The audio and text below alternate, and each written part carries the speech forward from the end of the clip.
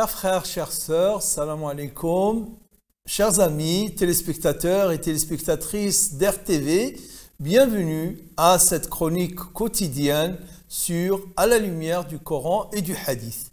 À la lumière du Coran, nous arrivons maintenant, aujourd'hui, au 10e juz, la 10e partie, ou le 10e bichapitre du Coran, qui commence, quand on lit, on prend un Coran arabe, il commence à la page 182, au verset 41 de Surat Al-Anfal, et il se termine à la page 201 de la Surat Tawbah au verset 92. Donc, si on veut, cette partie du Coran, elle prend les deux sourates qui d'ailleurs sont situées, elles sont contiguës, elles sont l'une à côté de l'autre et elles se ressemblent en quelque sorte. Voire même, c'est les seules deux sourates qui ne sont pas séparées par la Basmala. Nous en parlerons de ça tout à l'heure. Et ce qui est bien, c'est que ces deux sourates, dans l'histoire des premiers temps de l'islam, et alors que le Coran était encore en train d'être révélé, et il n'était pas totalement établi dans sa succession des sourates, quelle sourate vient avant et quelle sourate vient après, et à quelle position du Coran, et aussi quelle sourate mettre en premier et quelle sourate mettre en dernier, avant.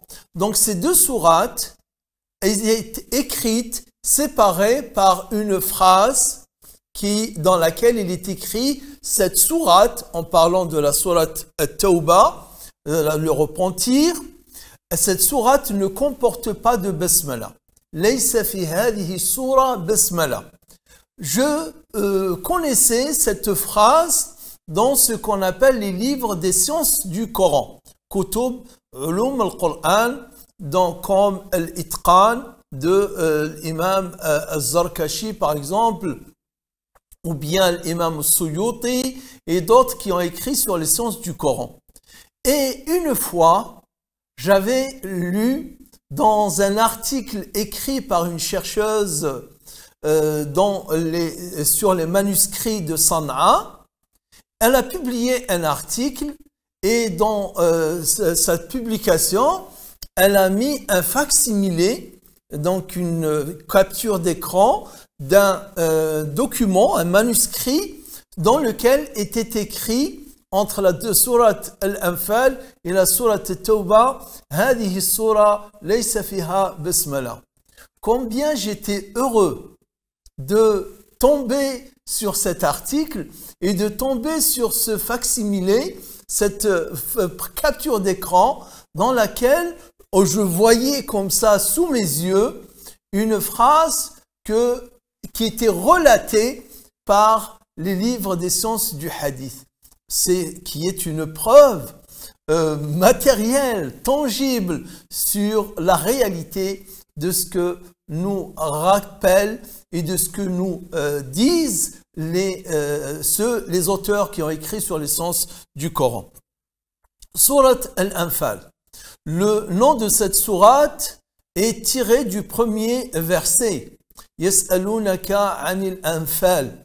Al-Anfal, c'est le butin de guerre.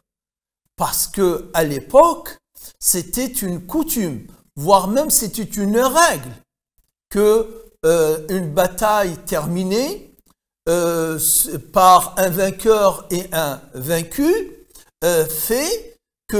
faisait, je dirais, parce qu'on parle de l'époque, que le vainqueur prend tout ce que laisse le vaincu comme matériel, armure, argent ou bien quelconque d'une certaine utilité.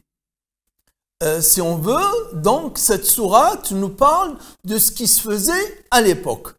J'insiste bien sur ce point parce qu'on a tendance aujourd'hui chez certains qui parlent de l'islam à décontextualiser. D'ailleurs, ce terme-là déplaît apparemment quand on parle de contextualiser.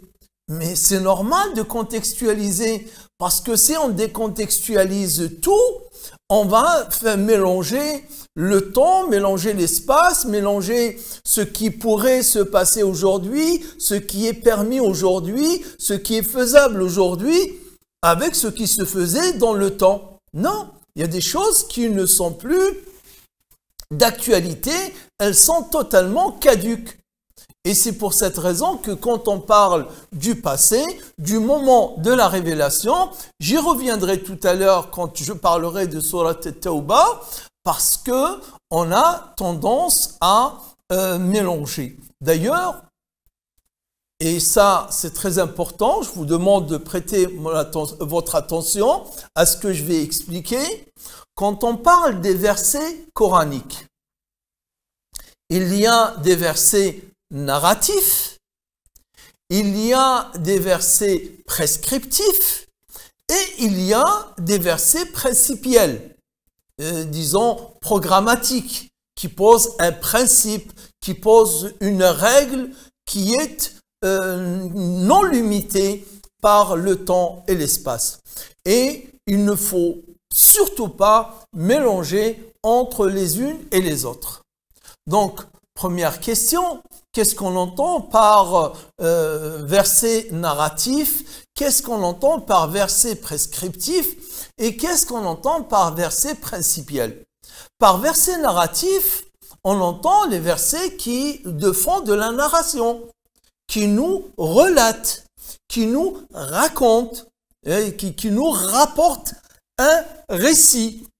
Notamment, tous les récits. Et là, à partir du juz suivant, nous allons rentrer dans des sourates qui comportent les noms de prophètes d'antan. Avant le Muhammad sallallahu alayhi wa sallam, Yunus, Hud, Yusuf. Donc tout cela, ce sont des prophètes dont le temps, dont l'époque sépare celle du prophète sallallahu alayhi wa sallam de plusieurs siècles. Et pourtant, ils sont là, dans le Coran, il y a des sourates entières qui leur sont dédiées, même si le contenu n'est pas, c'est-à-dire les versets ne les concernent pas entièrement, mais il y a une sourate dont le nom de la sourate leur est dédié.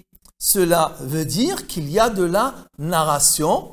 Et pourquoi il y a de la narration? Nous y reviendrons parce que les prophètes avant Muhammad sallallahu alayhi wa sallam, ce qu'ils avaient vécu avec leur communauté, leur expérience, elle sert aussi au prophète Muhammad sallallahu alayhi wa sallam. Il prend des leçons, il tire des enseignements, des expériences des prophètes qui l'avaient précédé.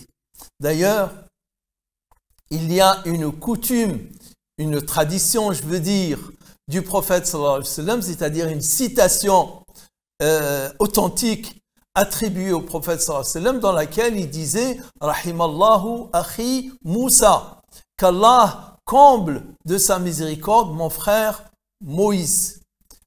Pourquoi dit-il cela? Ou pourquoi disait-il cela? Puisqu'apparemment, il le répétait assez souvent, le prophète sallallahu alayhi wa sallam, cette formule. Donc il disait qu'Allah comble de miséricorde mon frère Moïse, car il a été éprouvé bien plus que moi. Et il était patient, il était endurant. Donc, le prophète, dans cette formule, il exprime qu'il tient Moussa comme modèle sur son endurance face aux épreuves qu'il a connues de par ses adversaires ou même de par parfois l'entêtement de sa communauté ou bien des difficultés qu'il trouve, des embûches qu'il trouve sur son chemin de la prédication et de la transmission du message divin. Donc, Surat Hud, Surat Al-Anfal, je veux dire, et Surat At-Tawbah qui commence par bara'atun min Allahi wa rasulihi. Donc on peut dire certaines choses sur Surat Al-Anfal. Il y a notamment ce verset où Allah Ta'ala il dit, il parle du complot qui était ourdi contre le prophète sallallahu alayhi wa sallam quand il voulait soit l'emprisonner, soit l'assassiner, soit le bannir et le chasser de la Mecque. Et lorsque les mécréants ourdissaient et complotaient à ton encontre,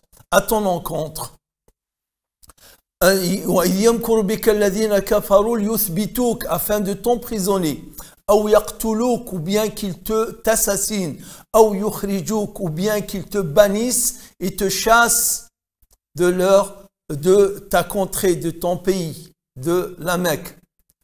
En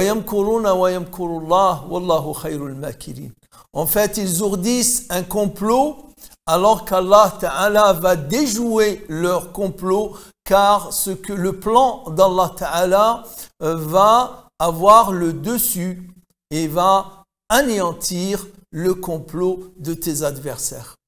Surat Al-Anfal aussi qui contient ce fameux verset وَمَا كَانَ اللَّهُ لِيُعَذِّبَهُمْ وَأَنْتَ فِيهِمْ. Allah ne saurait les châtier alors que tu es parmi eux. وَمَا كَانَ اللَّهُ لِيُعَذِّبَهُمْ وَهُمْ يَسْتَغْفِرُونَ. Et Allah ne saurait les châtier alors qu'ils implorent son pardon. Ici, dans ce verset, nous avons deux causes qui attirent la miséricorde d'Allah, ou bien, plus précisément, deux causes, deux moyens pour éviter, pour se prémunir et se mettre, disons, à l'abri du châtiment divin. Un, c'est la présence du prophète Mohammed. Mohammed est une rahma même pour ses ennemis. Mohammed, sallallahu alayhi wa sallam, est une rahma même pour ses ennemis. Et aussi, le fait de demander pardon, d'être humble, d'être modeste vis-à-vis d'Allah, de reconnaître son tort, de reconnaître ses fautes et d'implorer le pardon d'Allah Ta'ala. Le pardon d'Allah Ta'ala touche ceux et celles qui l'implorent. Voilà donc ce qui est dit dans ce juz et bien d'autres choses.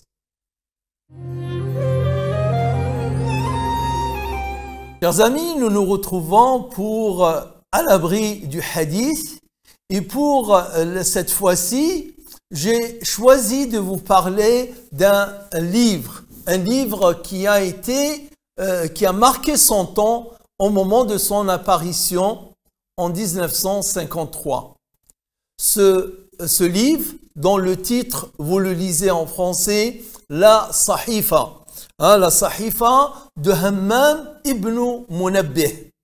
Hammam ibn Munabbih est un Yéménite. Yéménite qui est né en l'an 40 de l'Hégire.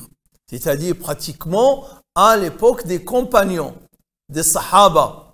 Donc lui, on appelle quelqu'un comme Hammam ibn Munabbih, on l'appelle un tabi'i, un successeur. Le successeur, c'est tout homme ou toute femme qui est venu après la mort du prophète sallallahu alayhi wa sallam. C'est-à-dire qu'il n'a pas vu, en étant croyant, le prophète de ses propres yeux, mais il a vu ses compagnons. Il a connu les compagnons du prophète. Et les compagnons, ce sont ceux qui ont connu le prophète Mohammed sallallahu alayhi wa sallam, ne serait-ce qu'un laps de temps. Donc Hammam ibn Munabbih, qui est né en l'an 40 de l'Hégire, est un Yéménite converti à l'islam, car sa religion initiale était un chrétien. Hammam ibn Munabbih avait un amour particulier pour la tradition prophétique, qu'on appelle la sunna, ou qu'on appelle le hadith. Et sa famille, plusieurs de sa famille vont suivre, et de ses proches vont suivre ce chemin-là, et vont se spécialiser dans les hadiths. Nous citons parmi eux Wahb ibn Munabbih, connu, Abdullah et Abdurrahman, les fils de ce dernier, de Wahb ibn Munabbih, Aqil, Abdus Samad, fils de Ma'qil ibn Munabbih, et Jabir, fils de Ghaylan ibn Munabbih, et d'autres encore.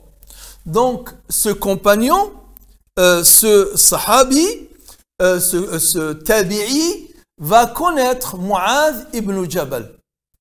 Il va prendre la science de Mu'adh ibn Jabal, il va recevoir directement les hadiths de la bouche de Mu'adh ibn Jabal. En quelque sorte, il y aura entre lui et le prophète sallallahu alayhi wa sallam un seul maillon, de lui, de Hammam ibn Munabbih à Mu'adh, au prophète sallallahu alayhi wa sallam. Une chaîne très très courte. Et ce Hammam ibn Munabbih va avoir parmi ceux qui vont recevoir de lui cette tradition coranique, Ma'mar ibn Rashid, qui va recevoir cette sahifa de la bouche même de Hammam ibn Munabbih. Par la suite, l'élève de ce Ma'mar ibn Rashid, il y aura Abdul Razzaq ibn Hammam ibn Nafi'. Ce Abdul Razzaq qui est connu par son fameux écrit recueil des hadiths qui s'appelle Al-Musannaf. Al-Musannaf, j'en ai déjà parlé. Vous avez en fait les types d'écrits ou bien les différents genres littéraires et les différentes façons de rapporter les hadiths, elles sont nombreuses. Il y a ce qu'on appelle as-sihah, les recueils authentiques.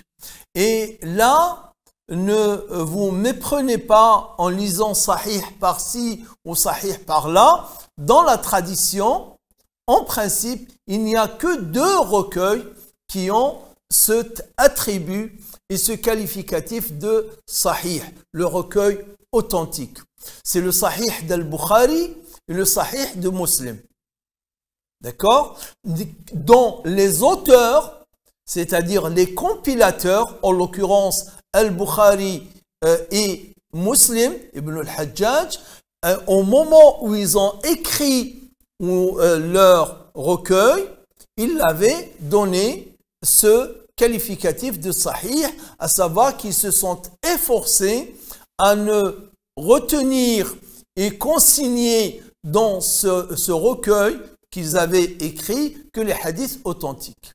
Mais sinon, ce qu'on peut trouver aujourd'hui par Sahih al-Tirmidhi, Sahih Abu Daoud, Sahih Ibn Majah, ce sont les contemporains, en l'occurrence par exemple Albani, comme As-Silsila Sahiha, la chaîne authentique, ce sont les hadiths que lui-même, en l'occurrence Sheikh Al-Albani, qu'Allah accorde la miséricorde à tous les savants qui ont œuvré et travaillé la sunna du prophète sallallahu alayhi wa sallam.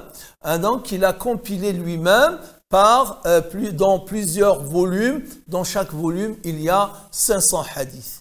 Ainsi, une petite parenthèse, si vous trouvez un jour hadith rapporté, authentifié par Al-Albani au numéro 1570, ne cherchez pas dans le tome 1, tome 2, tome 3, allez directement au tome 4, parce que 1570, il se trouve forcément dans le tome 4, car dans chaque tome, dans chaque volume, il y a 500 hadiths. 500 pour le premier, de 501 jusqu'à 1000 dans le deuxième, de 1000 jusqu'à 1500 dans le troisième tome, et 1500 jusqu'à 2000 dans le volume numéro 4.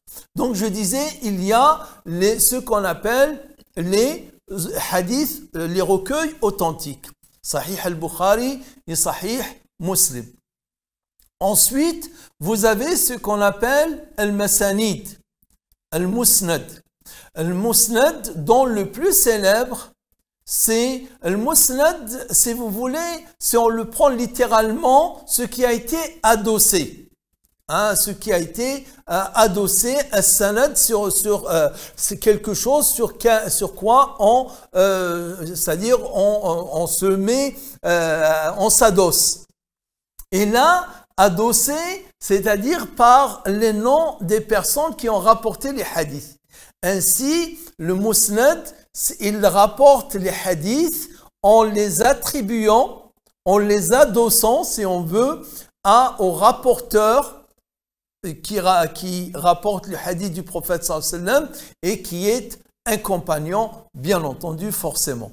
Ainsi, il commence par Abu Bakr, les hadiths rapportés par Abu Bakr, les hadiths rapportés par Omar, les hadiths rapportés par Uthman, les hadiths rapportés par Ali, etc., etc., par les noms des compagnons.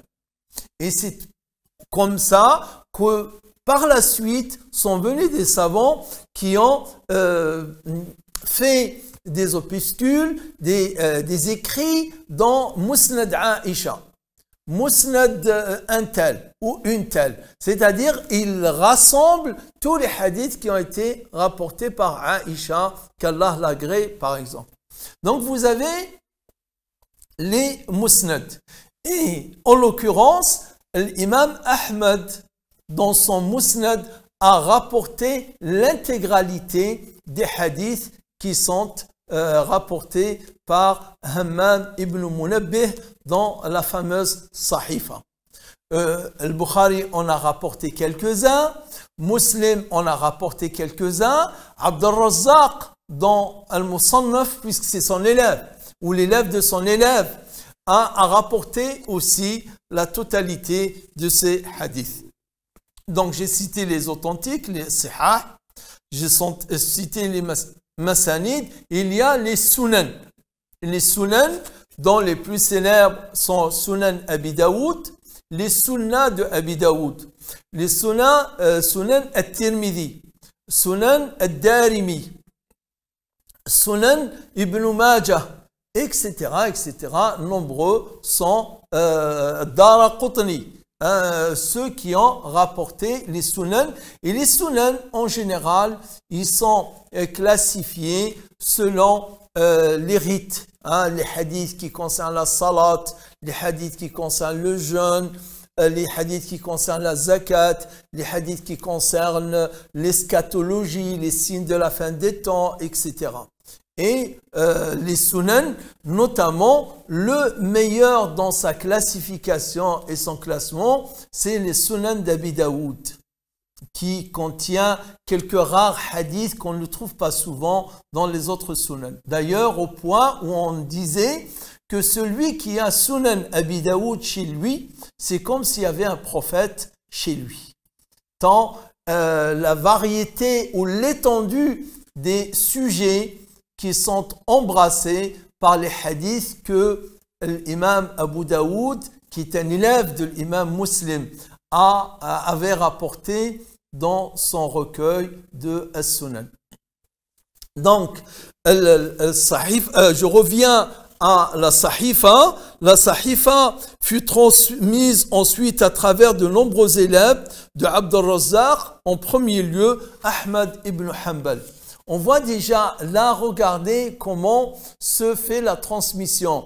L'imam Ahmad ibn Hanbal est l'élève de l'imam Abd al-Razzaq, l'auteur de Al-Musannaf. L'imam Abd al-Razzaq aussi est l'élève de Ma'mar. Et le Ma'mar est l'élève de Wahb ibn Munabbih. Donc, et c'est comme ça que se faisait la transmission du hadith. Par ailleurs, un Muslim, on a dit qu'il a rapporté de ces hadiths, d'après Muhammad ibn Rafi', plusieurs dizaines de hadiths de la Sahifa dans son Sahih. Al-Bukhari rapporta lui aussi plusieurs dizaines de hadiths de la Sahifa à travers plusieurs élèves de Abd al-Razzaq, comme Ibn Rahuya et Ibn Nasr, Abdullah ibn Muhammad et Al-Juhfi, et d'autres chaînes encore. Donc, l'imam Sulami aussi, qui a vécu de 182 à 264, en a aussi rapporté jusqu'à arriver à Yahya ibn al-Qattan et Ibn Mandah, le Hanbalite aussi, qui en a rapporté. La Sahifa, on aura l'occasion d'y revenir parce que c'est très important. Là, cette édition que je tiens dans les mains. Ça faisait 40 ans que les lecteurs l'attendaient, puisque la dernière édition de la Sahifa date de 1979, en français j'entends, qui avait été éditée par l'Association des étudiants islamiques de France, qui n'existe plus depuis quelques années, cette association, qui a fait un grand travail de propagation du savoir, de propagation de la science, notamment l'œuvre de Mohamed Hamidullah. Je vous remercie pour votre attention et je vous prie de partager ces chroniques. Wassalamu alaikum wa rahmatullah.